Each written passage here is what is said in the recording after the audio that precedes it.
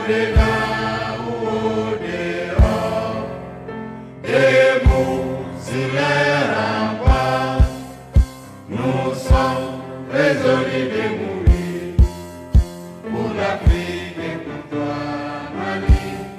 Notre drapeau sera liberté pour l'Afrique et pour toi, Mali. Notre combat sera l'unité. Au Mali d'aujourd'hui, au Mali de demain, les champs fleurissent d'espérance, les cœurs vibrent de confiance.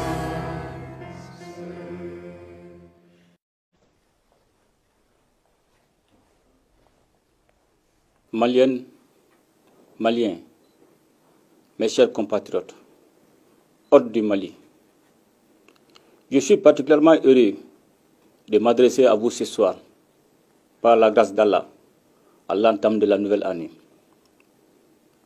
La traditionnelle présentation des vœux de Nouvel An nous offre l'occasion de faire le point de l'année écoulée pour mieux nous projeter dans la nouvelle année. Je voudrais tout d'abord, en cette circonstance, exprimer ma compassion à l'endroit de toutes les Maliennes et de tous les Maliens affectés par les difficultés du moment. Ma pensée va également à l'endroit de nos forces de défense et de sécurité engagées dans la défense opérationnelle du territoire. Mes chers compatriotes, l'année 2023 aura été une année de grands défis pour les autorités de la transition, totalement dédiée à la mise en œuvre des recommandations des Assises nationales de la refondation. Les réformes sont en cours dans tous les domaines, particulièrement dans les secteurs de la justice, de la santé, de l'économie et des mines. Le secteur minier, porteur de grandes opportunités de développement, a été doté d'un nouveau code et d'une loi sur le contenu local. Il ouvre la voie à d'énormes opportunités de développement endogène et à d'importantes ressources budgétaires. Mes chers compatriotes, l'État a renforcé l'amélioration de la gouvernance et a accéléré l'appui aux entreprises publiques. Il a également continué de soutenir le monde rural à travers les subventions sur les intrants et l'aide aux producteurs de coton sinistrés. L'État a par ailleurs soutenu le financement du secteur privé en fournissant un appui conséquent au fonds de garantie du secteur privé à plus de 100 milliards de francs CFA. Dans le même temps, le gouvernement a poursuivi ses actions dans différents domaines en vue d'améliorer les conditions de vie de la population et les indicateurs macroéconomiques sont bien orientés malgré les effets de la crise multidimensionnelle. Des investissements importants sont aussi engagés dans le domaine de la santé et de l'éducation par la construction d'infrastructures, l'acquisition d'équipements et le renforcement des capacités. L'étude prospective du Mali à l'horizon 2063, avec un phasage décennal, a été lancée afin de doter notre pays d'une orientation et d'une vision claire pour son avenir. Mes chers compatriotes, toutes ces actions déterminantes pour l'avenir de notre pays ont été réalisées grâce à la résilience du peuple malien qui consent d'énormes sacrifices pour le retour de la paix, de la prospérité et de l'autorité de l'État. Dans le cadre de la pacification durable du climat social, le gouvernement et les partenaires sociaux ont signé le pacte de stabilité sociale et de croissance dont l'incidence financière est évaluée à plus de 105 milliards de francs CFA. Ce pacte intègre l'ensemble des réformes administratives, juridiques et institutionnelles contenues dans les recommandations de la conférence sociale. Il est important de noter que le climat social s'est considérablement apaisé depuis la signature du pacte. Cet apaisement est à l'actif des partenaires sociaux, dont il convient de saluer le sens élevé du patriotisme. Les États généraux de la jeunesse qui se sont déroulés du 1er au 22 décembre 2023 ont constitué un moment de retrouvailles et de ferveur qui a permis de faire l'état des lieux des défis de la jeunesse malienne autour de l'essentiel et ont fait des propositions de solutions. Mes chers compatriotes, notre pays est confronté aujourd'hui à une crise aiguë dans la fourniture de l'électricité qui cause des désagréments à la population. Il faut cependant rappeler que cette situation est consécutive à plusieurs années de mauvaise gestion et de manque de vision pour le développement de ce secteur stratégique. Conscient de l'impérieuse nécessité d'atténuer les souffrances des populations et de trouver des solutions pérennes à cette crise, les autorités de la transition ont initié des actions sur le court, moyen et long terme. Ces actions ont concerné l'accélération du renforcement des équipements de production et de transport, le financement d'opérations immédiates, les réformes et l'amélioration de la gouvernance du secteur de l'énergie. Des projets structurants sont lancés avec le concours de nos partenaires. Mes chers compatriotes, les efforts de développement dans lesquels nous sommes engagés resteraient vains si la lutte contre la corruption dans les domaines administratifs et économiques n'était pas menée avec détermination. C'est la raison pour laquelle le gouvernement a entrepris une lutte implacable contre ce fléau. Des actions sont ainsi en cours pour que toutes les personnes impliquées dans les actions de corruption répondent devant les instances judiciaires. Mes chers compatriotes, la question sécuritaire et la reconquête de l'intégrité territoriale de notre pays ont été et demeurent au cœur des préoccupations du peuple malien. Et je voudrais ici saluer l'engagement et la détermination des femmes dans la conduite de l'opération Dugukoloko, conformément à la résolution 2690 de l'ONU, ainsi que le soutien multiforme dont elles ont bénéficié auprès du peuple malien. Il me plaît également de saluer les populations qui ont vécu le martyre pendant 11 longues années. Et je voudrais cependant les inviter au calme et à la modération. Notre mission n'est pas achevée. Je rappelle qu'elle consiste à recouvrer et à sécuriser l'intégrité du territoire sans exclusive aucune. C'est aussi l'occasion pour moi de présenter mes condoléances et former les vœux de prompt rétablissement aux victimes civiles et militaires de la tragédie qui a été imposée à notre peuple. Mes chers compatriotes, il convient de rappeler que l'opération Dugukoloko avait pour seul objectif le redéploiement des forces armées sur toute l'étendue du territoire national, suite au retrait de la MINUSMA. J'invite la population à se donner la main et à éviter les amalgames susceptibles de compromettre le vivre ensemble. En vue de recréer des conditions de vie normales, le retour de l'État et des services sociaux de base se poursuit.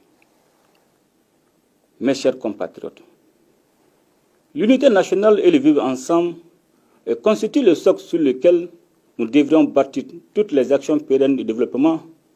Nous sommes à une étape charnière de la marche de notre pays vers la paix, la sécurité et le développement.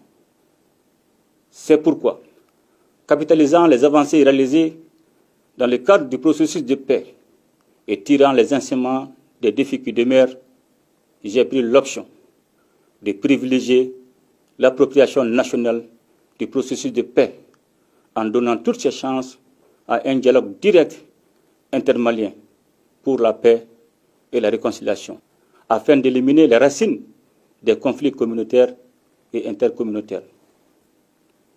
Cette décision, que nous avions déjà partagée avec les différents acteurs nationaux et internationaux concernés, dès l'entame du retrait de la MINUSMA, exige de nous, Maliennes et Maliens, que nous nous donnions la main afin de réconcilier notre pays et assurer la cohésion nationale.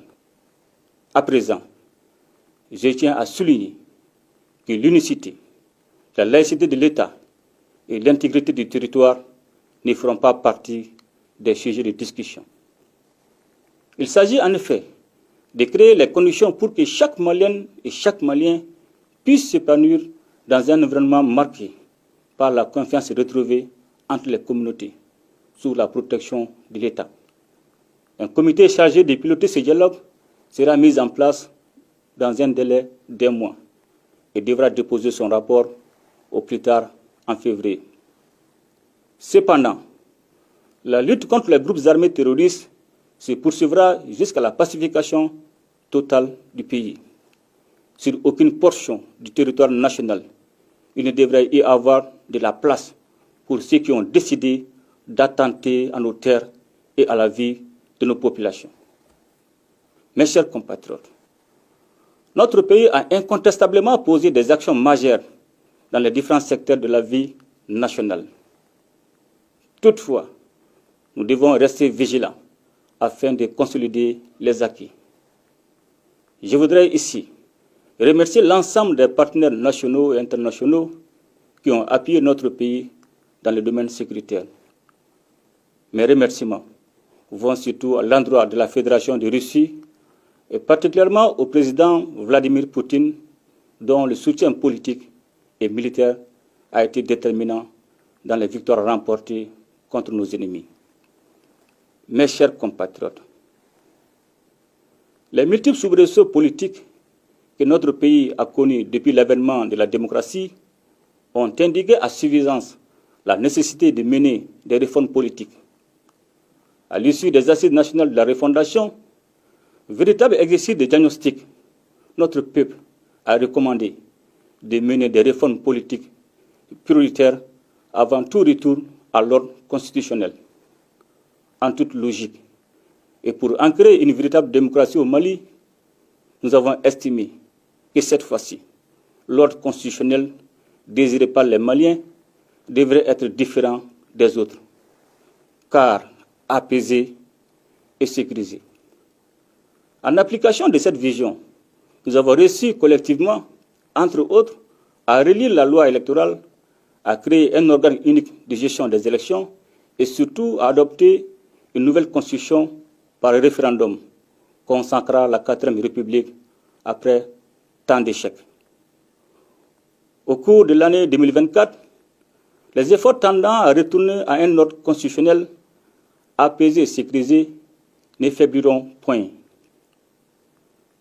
Mes chers compatriotes, dans le cadre du renforcement des relations de fraternité, d'amitié et de solidarité entre les pays confrontés aux mêmes défis, nous avons, en concertation avec les autorités du Burkina Faso et de la République du Niger, décidé de créer le 16 septembre 2023 l'Alliance des États du Sahel.